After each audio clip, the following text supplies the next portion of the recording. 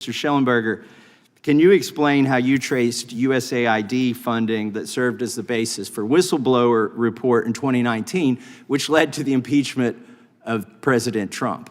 Sure. Well, you may remember that the so-called whistleblower was in the White House was actually a CIA analyst. And in that whistleblower's complaint, which led to the impeachment, one of the central pieces of evidence was created by a USAID-funded and controlled organization called the OCCRP. And we have another piece out today about how it participated in the Russiagate hoax as well, creating essentially very important information leading to that. So, I mean, you have in USAID a much larger fund of money and a much broader strategy for information control that included censorship, but also, as I mentioned, taking control of investigative journalism really worldwide. I mean, its ambitions were, amazing. So, yeah, I mean, that's an agency. When we saw that get shut down by DOJ, I thought that was completely appropriate. If there's something in there that it was doing that's valuable, then you could refund it later. But my view, same thing with CISA, death penalty for organizations that participated in violations of the First Amendment like CISA.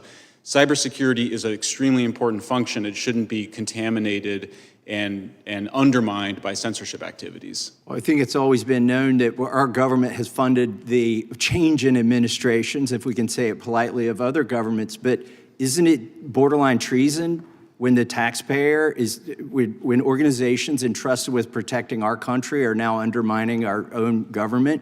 Absolutely. I mean, if you're trying to do regime change, if you're weaponizing DHS, FBI, CISA, that's treasonous regime change activities redirected, that we developed abroad for regime change, directed against the American people and our representatives. I mean, it's shocking, and we still haven't dealt with it as a country. Mr. Chairman, I see my time has expired. I'd like to introduce into the record, or ask unanimous consent to introduce into the record, an article in Newsmax, Schellenberger, USAID paid for Trump impeachment effort, dated February 6, 2025. Without objection.